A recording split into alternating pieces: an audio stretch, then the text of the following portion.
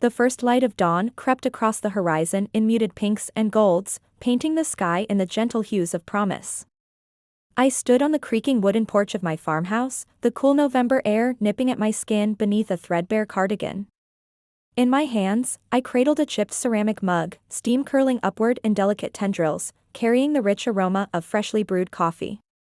Below me, the lawn lay strewn with fallen leaves, maples, oaks, and birches, each one a testament to the season's glorious decay. As I inhaled, memories fluttered to life, teasing at the edges of my consciousness like fireflies in twilight. Autumn had always been my favorite time of year. Even now, after decades on this land, I marveled at how the fields transformed, from the emerald green of summer's promise to the russet and amber of harvest's end. The farmland stretched out before me, endless rows of corn stubble standing silent under the pale sky. In the distance, the silvery ribbon of the creek meandered through the valley, its banks littered with smooth stones and reed grasses. Today was Thanksgiving Day. A day I had spent for years alone, cooking a modest meal on a chipped enamel stove. Setting a simple table for one and offering thanks in the silent company of old photographs. But this year was different. Today, my son, my Michael, would return. He was a millionaire now, the architect of his own success, and I reminded myself that he was still the same boy who once pulled on his rubber boots to chase frogs along that creek. Still the same boy who perched on this very porch, demanding to know when fishing season would finally open. I pressed my fingertips against the cool wood of the railing, feeling the grooves worn smooth by decades of little hands. The farmhouse itself seemed to breathe beneath me, exhaling memories in every floorboard and windowsill. I remembered painting the front door red during Michael's first grade year, testing the hue in the midday sun while he supervised with the earnest determination only a 5-year-old could muster. He held a paintbrush in his stubby hands, leaving more blue speckles on the porch than on the door itself, but he grinned all the same, convinced he was an artist in his own right. All those moments felt closer now, as I stood beneath the sky that threatened rain. The forecast had called for showers by midday, but the clouds still drifted in lazy formations, as though unsure whether to unleash their burden. I took a sip of my coffee, letting the warmth spread through my chest. The farmhouse chimney behind me released a steady plume of smoke, scented with the pine logs burning low on embers, and the wind carried the fragrance toward me, layering it over the aroma of wet earth and fallen leaves. My eyes wandered to the old barn, a squat structure of weathered boards and sagging rooflines. In my son's childhood, that barn had been a kingdom of adventures, a fortress of hay bales where dragons and pirates clashed in epic battles, the loft above a secret observatory from which we discovered distant galaxies by starlight. Now, the barn's doors hung askew, its timbers creaking under their own age. I meant to repair it, I told myself every year, yet each passing season found me content with nostalgia rather than hammers and nails. The farmhouse yard was quiet, nearly deserted. A lone scarecrow, rather tattered, stood sentinel at the edge of the field, its straw-filled arms outstretched. I had made it back in October, stuffing scratchy clothes with old hay from the barn. Back then, I had imagined myself sending my son a photograph, captioned "Your kingdom awaits," just to tease him. Instead, the scarecrow remained intact, its jacket faded, its face painted on with imperfect strokes, for everyone who drove by to see. The day before, I had spent hours in the kitchen, preparing the turkey brine, simmering stock from scratch, arranging sweet potatoes in a casserole dish with a glug of molasses and a sprinkle of pecans. My grandmother's china, thin and delicate, sat in a cabinet, each plate and cup polished until they gleamed, ready for the first time in years. I set the wooden harvest table with care, the linen runner hand-stitched by my late wife, the candlesticks passed down from my own mother. Everything had a place, everything was just so, and yet, despite the flurry of preparation, a knot of uncertainty twisted in my stomach. Michael had been away so long, our conversations had turned to business and technology, to investments and market shares. I had tried to keep pace, asking about his startup's latest pivot or the nonprofit he funded for rural education. He had answered with enthusiasm, but I sensed a distance, a life lived in skyscrapers and boardrooms, in cities teeming with people I'd never met. Would he remember this porch? Would he recall the creek behind the barn, where we hunted for crayfish under overhanging roots? Would he still laugh at my old stories, or had they become echoes of a time too distant to matter? I folded my hands around the mug, seeking comfort in its warmth. In the distance, a blue jay called, sharp, insistent, and I smiled at the reminder that life, like the seasons, marched on regardless of our fears. I set the mug on the railing and leaned forward, peering down the drive. Gravel crunched under tires, and I caught movement in the rearview mirror of my old pickup, taillights glowing like distant stars. My heart thudded, a drumbeat of anticipation. The SUV pulled into the yard, its engine humming. I recognized the emblem of the tech company he had founded, and for a moment, I saw the boy I once knew, racing back to show me his latest invention. Minutes later, the passenger door opened, and there stood Michael, taller now, shoulders broader, hair flecked with silver at the temples. His tailored coat brushed the tops of polished boots, and his briefcase lay beside him. Yet when he turned, those same warm brown eyes met mine, and the years dissolved. He stepped forward, arms outstretched, and I felt myself caught between the past and the present. That we embraced on the porch. His coat smelled of cedarwood cologne and city air, and I felt the firmness of his back, the confidence that came from years of achievement. He held me a moment longer than necessary, as though making sure I was still real. Dad, he said, voice steady but tender, it's good to be home. I pulled back and studied his face, tracing the lines that spoke of laughter and worry alike. Michael, I whispered, welcome back. Behind us, the farmhouse settled into the morning light, the barn watched silently, and the scarecrow raised its straw arms to the sky. The world beyond this yard seemed to fade, leaving just the two of us, standing where time had folded upon itself. Thanksgiving would come soon, with its feast and its memories, but for now, the day belonged to this moment, an autumn's whisper, a father and son reunited at last. The late morning sun had burned off the last wisps of fog, revealing the farmhouse in sharp relief, peeling white paint, windows framed by ancient climbing ivy, and a roof patched in places with tin panels scavenged from the old barn.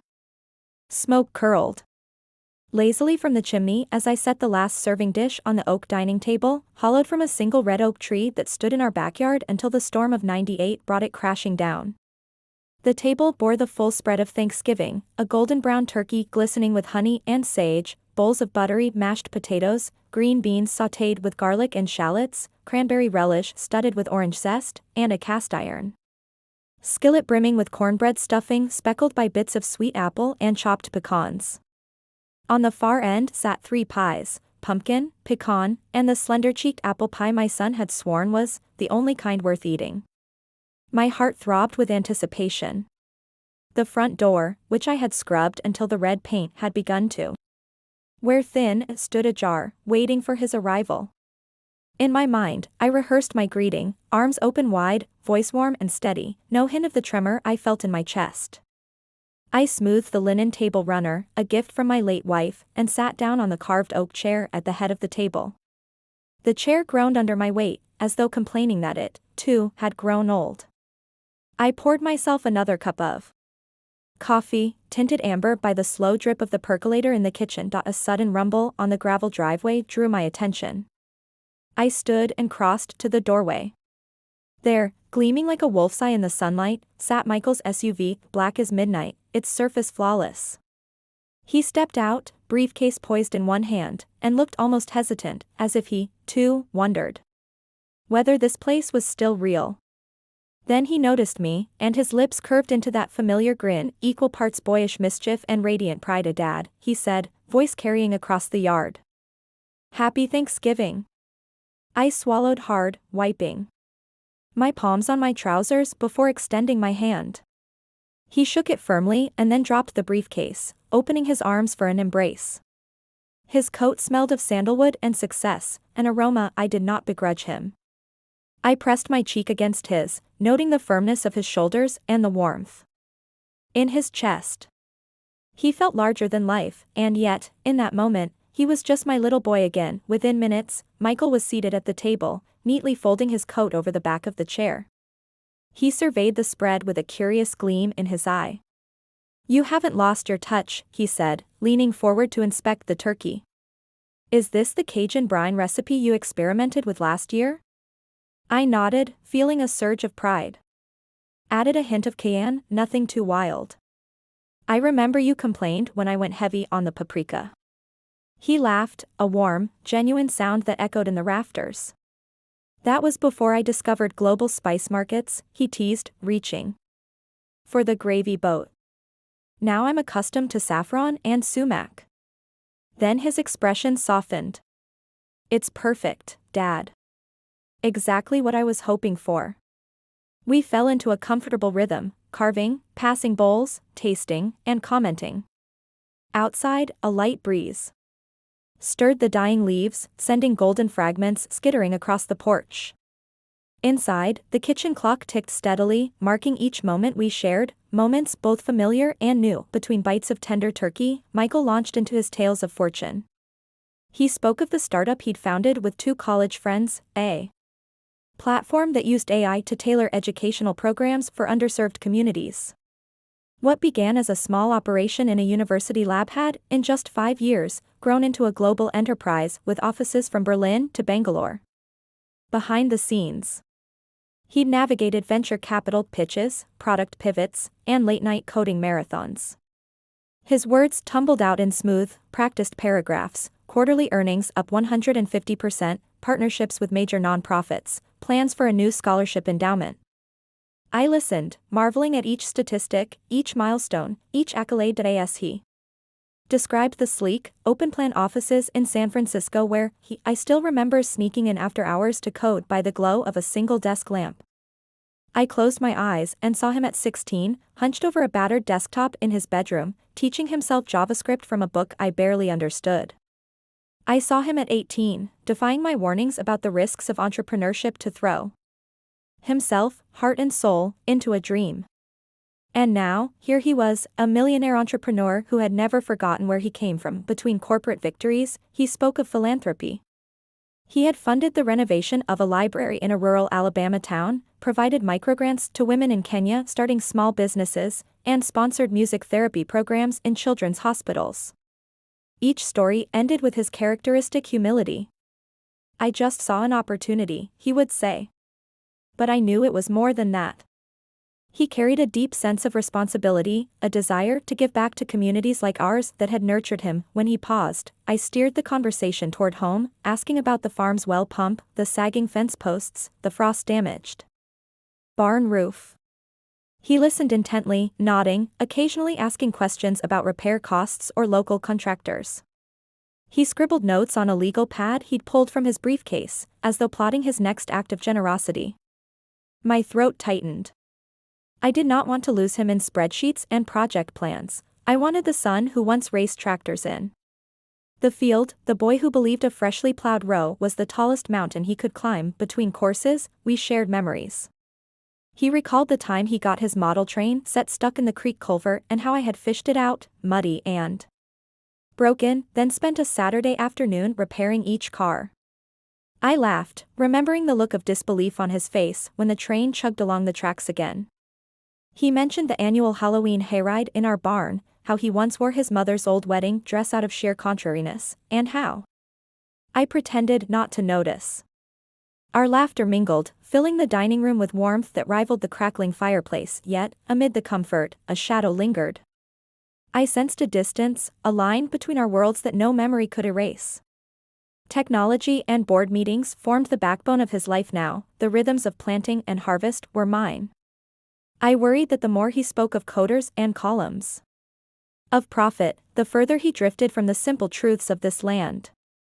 I wondered if the boy who once picked dandelions for me would still appreciate the tang of freshly churned butter or the sight of a barn swallow skimming the creek's surface after dessert. Michael pushed his chair back and leaned forward, elbows resting on the table. He studied me with thoughtful eyes. Dad, he said, voice low, all these years, you've given me everything I needed. Love, support, hard work.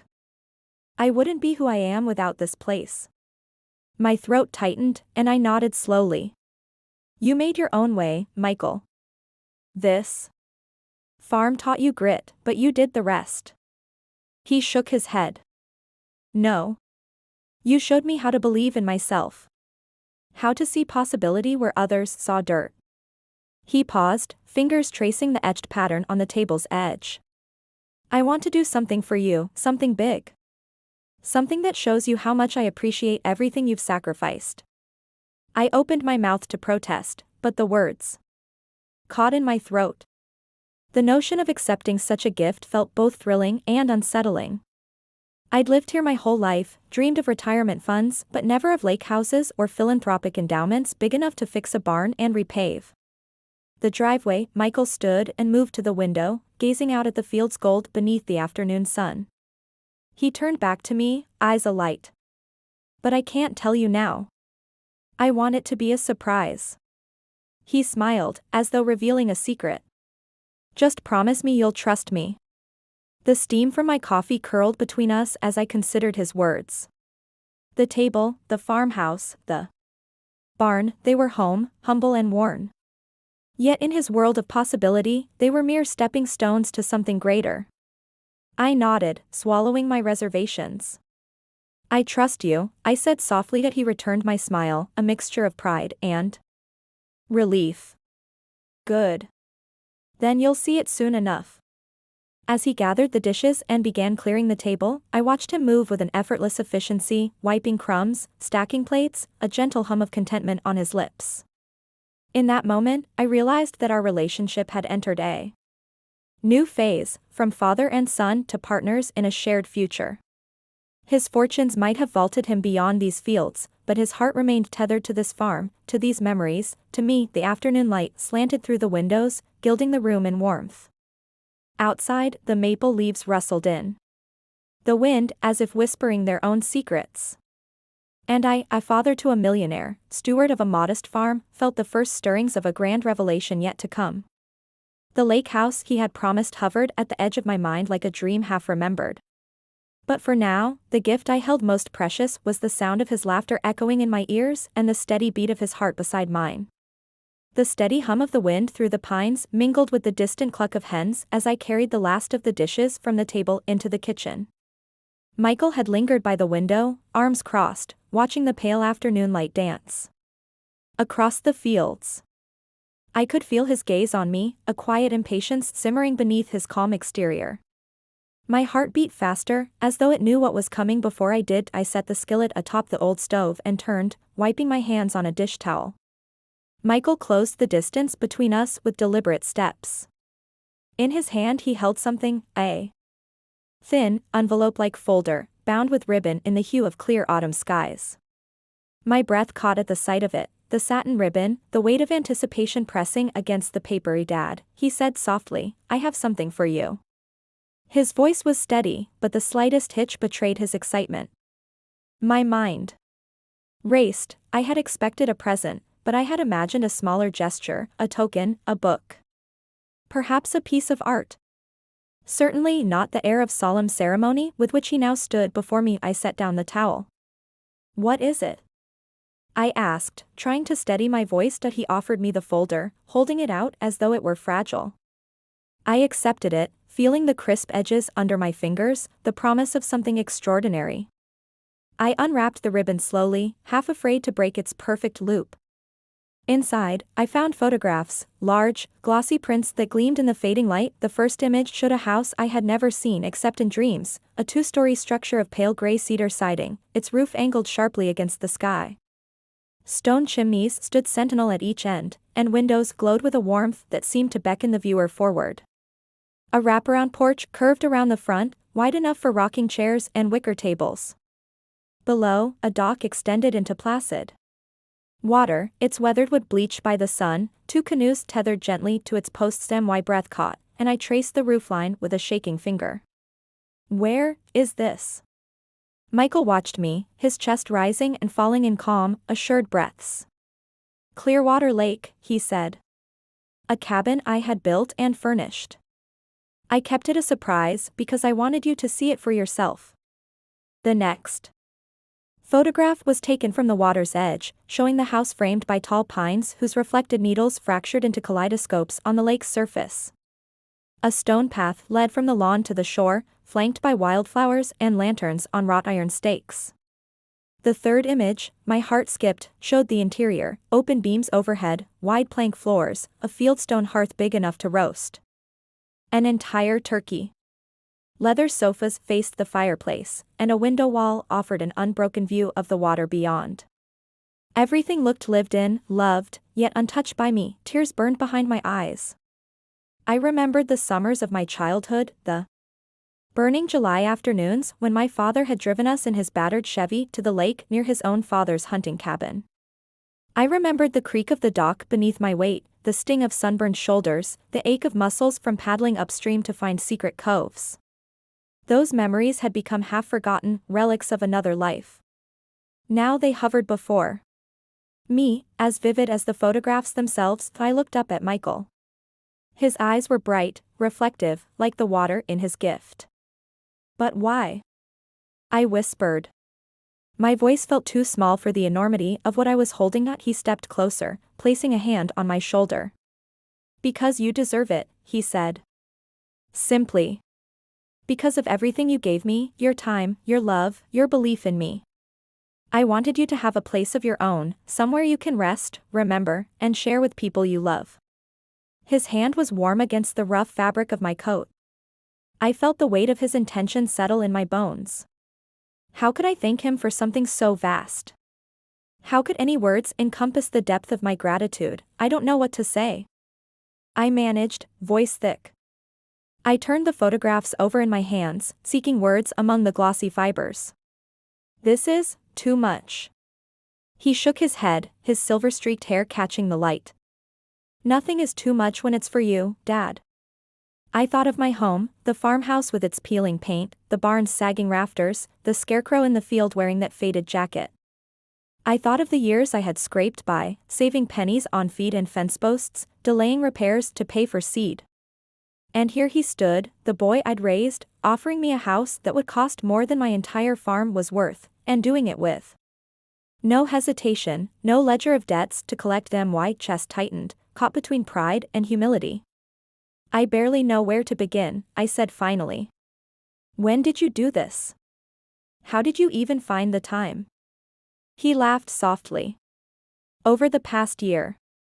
I visited in secret, met with the builders, chose the furnishings. I wanted to get it right. But between pitches, board meetings, and travel, I found moments to think of you, of our talks over coffee on this porch, of the stories you told me of your own life. I wanted this house to honor that." A tear slipped down my cheek, and I brushed it away before it could fall. "You're talking about my stories?" He nodded. "Every detail is a thread back to you. The fieldstone on the fireplace is from the creek bed near the barn. The rocking chairs on the porch are modeled after the ones Mom and I used to sit in while you told us stories.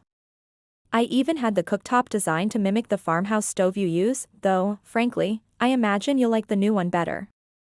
I pressed a hand to my heart, feeling a warmth that spread through me and tingled in my fingertips. "Michael, I never dreamed," he shook his head, his eyes glistening in the afternoon sun. "You deserve more than dreams, Dad. You deserve the real thing." The kitchen clock chimed 3 o'clock, its pendulum swinging in a slow, soothing rhythm. Outside, a flock of geese passed overhead, their V-formation a testament to loyalty and homecoming. I met Michael's gaze and smiled, a smile unguarded and full of wonder. "Let me see it," I said. He handed me his keys. My fingers closed around them, the metal cool and reassuring.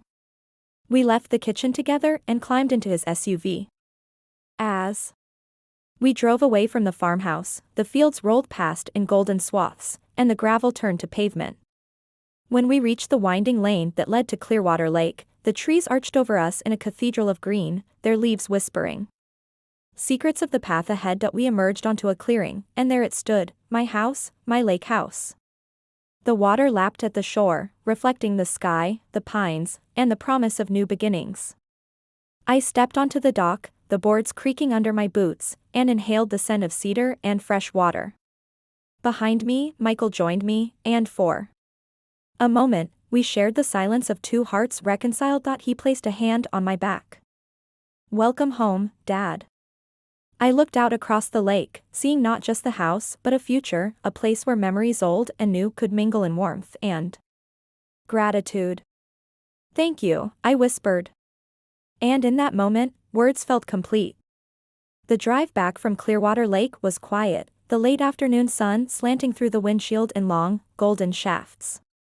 I sat in the passenger seat, the keys to the lake house heavy in my jacket pocket, wondering how to reconcile the lavish gift with my simple life.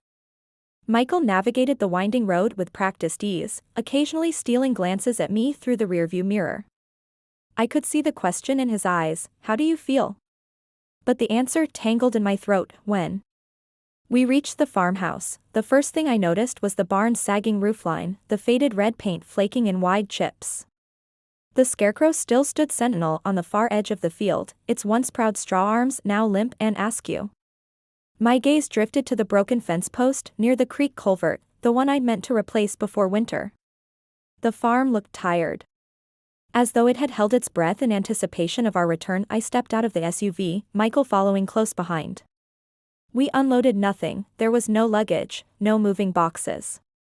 The silence between us was thick, filled with unspoken questions and half-formed hopes.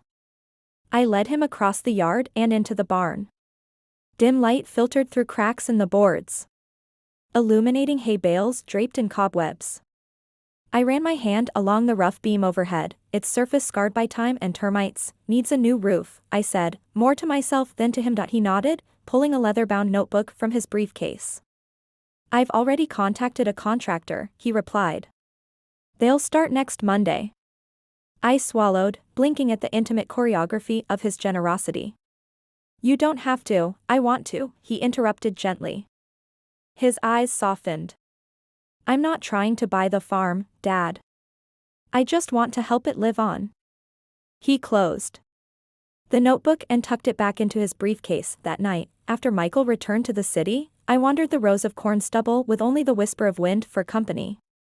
The fields stretched out like a patchwork quilt under the pale moonlight, and I felt the weight of every decision I'd ever made, choosing to stay on this land instead of chasing opportunity elsewhere, repairing a fence post one season instead of replacing it plumb the next.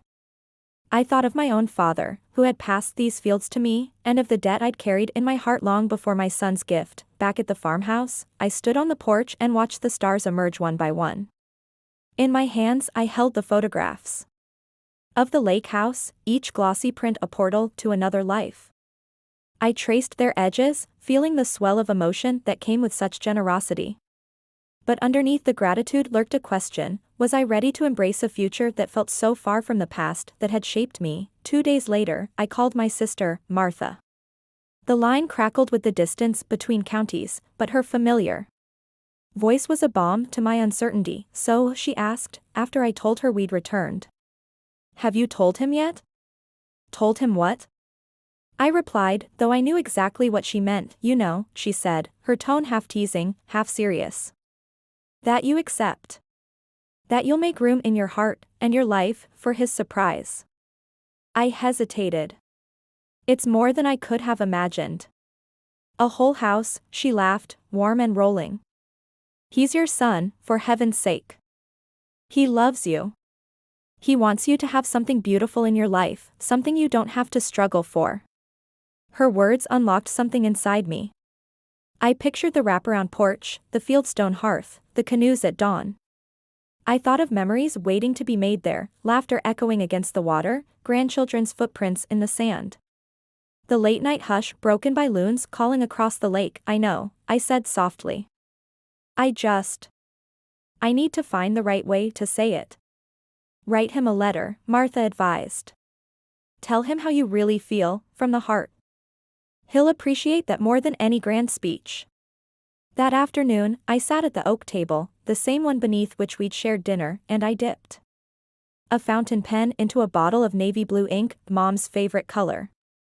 I chose fine-lettered stationery embossed with a single oak leaf and began, "My dearest Michael, I've carried you in my heart since the day you were born, through scraped knees and high school diplomas, through late-night talks under the barn's loft and sunburned afternoons by the creek.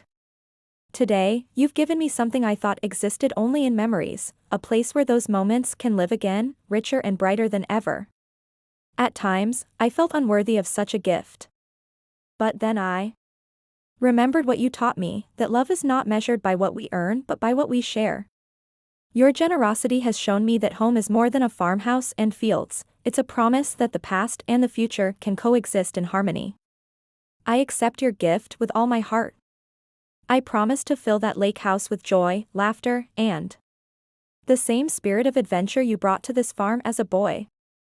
And I promise to never forget that the greatest blessings come not from our labors alone, but from the kindness we extend to one another. With all my love, Dottie folded the letter, sealed it with a dot of wax, and pressed my palm to its surface as though greeting an old friend.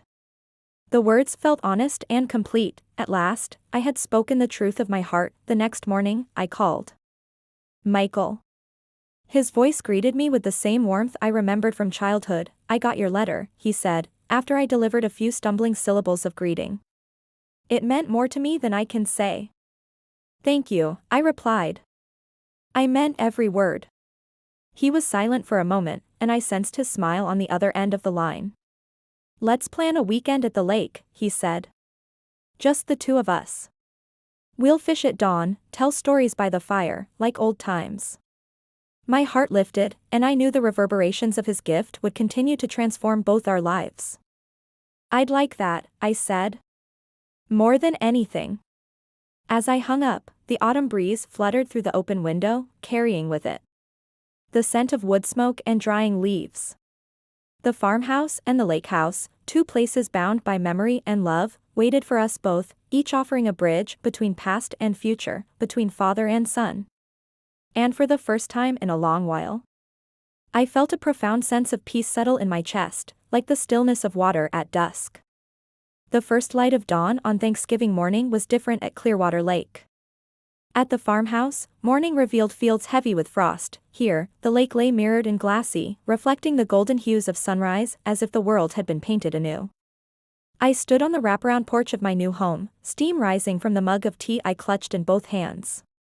Each breath came out in white puffs, and the scent of pine mingled with wood smoke from the stone chimney.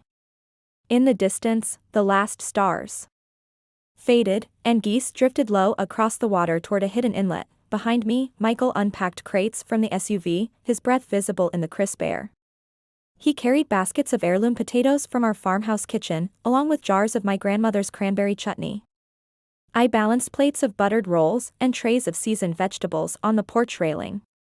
The house, still echoing with the hum of last night's electricity tests and interior inspections, felt simultaneously brand new and deeply familiar. Here, beneath the knotty beams, I could almost hear my mother's laughter, feel my son's small fingers wrapped around mine as we chased fireflies up by 8 o'clock. Family members began to arrive, spirited across the asphalt drive in cars and pickup trucks. Martha pulled up in her dusty blue truck, its tailgate down to reveal coolers and a thermos of cider. Cousins I'd lost touch with clambered over the railing, curious about this place I had only described in letters and phone calls. Even old neighbors from down the county rode in on ATVs to share hot coffee and stories of the farmhouse left behind. Inside the great room, the fieldstone hearth towered above a hearth of river rocks. I stacked logs in a neat crisscross, then knelt to spark a flame with a single match. In moments, warm light and crackling heat filled the room, and scents of burning oak drifted upward. Around me, volunteers, some seasoned cooks, others novices, pulled turkeys from brines, basted them with compound butter, and rotated them on electric roasters. The air buzzed with the chatter of grateful voices, the clatter of utensils, and the occasional shriek of delight when a perfectly golden bird emerged. I found myself drawn to the kitchen's center island, marble-capped and wide enough to host a family dinner for 20. There, Michael knelt to unpack a cast-iron skillet I'd once used for cornbread stuffing. Your turn, he said, passing me the timber-handled spoon. I stirred in sautéed apples and onions, cranberries gleaming like rubies, while he arranged trays of root vegetables alongside. We fell into an easy rhythm: measure, stir, season, then share a glance and a small, knowing smile. At midday, the formalities began. We gathered around the long walnut table, its legs turned and carved in the style of my farmhouse table, but amplified to seat every guest. Candles flickered in iron sconces, and each place was set with my grandmother's china, delicate and patterned with autumn leaves, and silverware that reflected the warm glow of the fire. At the head of the table stood Michael, raising a glass of homemade cider. To family, he began, voice resonant in the high-ceilinged room. To traditions both old and new. And to the home that made us who we are. Glasses clinked. I surveyed the faces around me, my sister's proud nod, my cousin's bright eyes, neighbors wiping tears from laughter lines. And there, at the opposite end, my son, no longer the boy chasing frogs, yet still the same heart that had grown to span oceans of possibility. I stood to speak. The room quieted, the crackle of the fire and the gentle tapping of raindrops on window panes the only soundtrack to my words. When I was a boy, I began, voice steady though raw with emotion, my father brought me here for our first Thanksgiving by the lake. We had nothing more than a battered Chevy and a patched blanket, but he told me that home wasn't a building, it was the people who gathered there. Today, as I look around this table, I realize that home isn't just where you live, it's where you are loved, remembered, and believed in. I paused, lifting my glass to Michael. Thank you, son. For giving me this place, yes, but more importantly, for reminding me of who I've always been. Tears glinted on his eyelashes as he nodded. My chest swelled, and I knew that the lake house was more than mere wood and stone, it was the vessel of our shared history, our laughter and sorrow, our defeats and triumphs. The feast commenced. Platters passed hand to hand, turkey carved over linen, stuffing oozing with savory juices. Candied yams crackling under their pecan crust, and gravy dripping in aromatic rivulets down the spine of each slice. Outside, a light rain began to fall, pattering on eaves and porches like gentle applause. My gaze drifted to the window wall, the water stretched on, brooding and beautiful, as if to remind me that life's currents ran deep. After the meal, we spilled out to the porch. Kids raced across the dock, chasing fireflies that had re-emerged in the damp air. Cousins arranged blankets on the lawn for impromptu stargazing. Michael and I stood at the water's edge, elbows brushing as we both watched a loon call across the lake, its cry echoing like a benediction. I couldn't have done this without you, Dad, he murmured. Your stories, your lessons, your endless faith in me, that's what built this place in more ways than one. I nodded, swallowing the lump in my throat. You built it yourself, Michael. I just showed you where to begin. By late afternoon, the fire in the hearth glowed low, and the last guests packed away their leftovers. I walked through each room of the house, bedrooms with quilts bearing pinecone patterns, a loft turned into a library stocked with our favorite books, and a sunroom overlooking the water where wicker chairs invited quiet reflection. Every corner held a ripple of memory, every beam whispered opportunity. As the sun set behind the pines, the lake transformed into liquid amber. I returned to the porch, where Michael joined me with 2 mugs of cocoa. We sat side by side, shoulders touching, and sipped in companionable silence. Happy Thanksgiving, Dad, he said finally, his voice soft. Happy Thanksgiving, son. I replied, and as the lake's surface shimmered under the deepening twilight, I realized that this was more than a house or a holiday, it was the continuation of a story that had begun long ago on a humble porch and now lived on in generosity, love, and the unbreakable bond between father and son. Winter's first frost had come and gone, leaving a glittering lacework of hoarfrost on every surface. The lake house, once new and unfamiliar, now wore the season's hush like a cozy shawl. Icicles dripped from the eaves in crystalline beads, and puffs of smoke curled from the fieldstone chimney into a sky the pale blue of early morning. From my vantage on the porch, I watched the lake's surface ripple beneath a scattering of waterfowl, their calls ringing clear in the cold air inside. The warmth of the fire drew family and friends to the great room.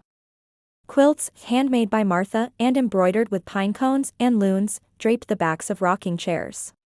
Bookshelves groaned under tomes of local history, fishing guides, and collections of Dad's old journals, now rebound in leather. Here and there, carved wooden figurines Michael had commissioned from a local craftsman stood sentinel, a beaver chewing a log, a heron poised on one leg. Each piece echoed the gift's intention, to root this house in memory as firmly as it was built on the shoreline. I sipped hot cider from a stoneware mug, feeling its warmth seep into my palms, and watched Michael outside, bundled against the chill, inspecting the canoe racks. He ran his gloved hand along the lacquered wood, as if seeing it anew, and I realized he, too, was settling into this place he had given me. In that moment, I understood that generosity is not a single act, but an ongoing conversation between hearts, one that echoes in every shared sunrise. Every repaired shingle, every s'more toasted over the embers that we spent the morning clearing fallen branches from the dock, laughing as icy droplets clattered onto our coats. Then, with the afternoon light waning, we loaded a sled with logs and made our way back to the fireplace. I stacked wood in the hearth's cavernous belly, and Michael knelt beside me to kindle the kindling. Flames danced alive at his touch, sending sparks floating upward like golden fireflies. In that glow, I saw reflections of a boy learning to build his first campfire, hands trembling with excitement, and a man confident enough to create a home for someone he loved. Later, as snowflakes drifted lazily against the window panes, we settled into the library loft, where plump armchairs beckoned. Michael read aloud from a collection of Robert Frost poems, his voice deep and resonant. The woods are lovely, dark and deep, but I have promises to keep, and miles to go before I sleep. I closed my eyes at the familiar cadence, heart swelling with the beauty of words that had guided us both across decades. When he finished, we lingered in silence, listening to the crackle of logs and the whisper of the wind outside. It's strange, I said at last, how a gift can unfold. So many others. Because of you, I've reconnected with these poems, with our history, with parts of myself I'd tucked away. Michael nodded, tracing the rim of his mug. Generosity is like a stone dropped in water, he mused. The ripples reach farther than we ever see. I smiled at the metaphor, inspired by years of watching that very lake echo each pebble's descent. And the nicest part, I replied, is that each ripple brings something back. In the days that followed, the lake house became more than a refuge, it became a bridge between past and future. I invited neighbors from the farmhouse, old Mr. Thompson, whose back had bent beneath a lifetime of shoveling snow, the Ramirez family, who had lived down the county road for 3 generations, and Claire, the young teacher who ran the one-room schoolhouse. Together, we hosted winter potlucks, hearty stews in cast-iron cauldrons, cinnamon-spiced donuts fried in old lard kettles, and hot-spiced wine that steamed in delicate glass mugs. Laughter rang off the high ceilings, stories wove between generations, and the lake house pulsed with the warmth of community. One afternoon, I found Michael teaching Claire's students to identify bird calls. They huddled on the porch, faces rosy from the chill, as he imitated the call of the loon, its haunting "ai-yo" echoing across the water. The children giggled, then fell silent, poring over the guidebook he'd brought. I watched from the kitchen window, my heart full. In that scene I saw the truest return on my son's gift, a living legacy of learning, connection, and wondered at dusk, after the children had gone and the snow had begun to stick in earnest, Michael and I sat at the dining table beneath the glow of a wrought iron chandelier. We spread blueprints of the upcoming spring projects, repairing the farmhouse's barn roof, installing solar panels on its sunlit side, building a greenhouse for winter gardening. He pointed to each diagram with careful precision, outlining budgets he'd fronted, vendors he'd vetted, and schedules he'd set. I nodded, gratitude and pride warming me more than the fire ever could. Finally, he laid down his pencil. Everything's in place, he said. When the thaw comes, we'll get started. I closed my eyes, inhaling the mingled scents of pine and paper and wood smoke. You've done so much, I said. For me, for the farm, for this community. He shrugged, but his eyes shone. It's never just for you, Dad. It's for what you've given me: faith, curiosity, a sense of belonging. I'm just paying it forward. We sat in companionable silence, listening to the wind gust through the pines and the logs crackle in the hearth. Outside, the lake lay under a blanket of snow, its surface hidden but its presence palpable, a quiet reminder that beneath stillness lies depth. That night, as I climbed the stairs to the guest loft, my own alcove now, warmed by a radiator in the floorboards, I paused at the window. The stars were crisp in the cold sky, and the moon's reflection danced on the snow. I thought of the farmhouse I'd left behind, its lights twinkling like distant lanterns down the road. I thought of my son, forging futures in cities far away. And here, under the same vast sky, I breathed in the cold air, carrying with it the promise of spring's thaw. Then I turned, closing the door gently behind me, and slipped into bed. In the stillness, I heard the echo of loons, real or in dreams, and felt the warmth of a promise-kept generosity, I realized, is not a gift stored in a box. It is the fire we tend together, the stories we share by its light, the ripples we send outward, trusting they will come back to us in unexpected, beautiful ways. As sleep claimed me, I knew the lake house would continue to teach me this lesson, season after season, as long as its walls held strong and its hearth burned bright, and in the morning, I would rise, step onto the porch, and watch the world awaken, knowing that I had been given more than a house by the lake. I had been given a living testament to love's enduring power, and the knowledge that sometimes, the greatest wealth lies not in fortunes amassed, but in generosity freely given and gratefully received.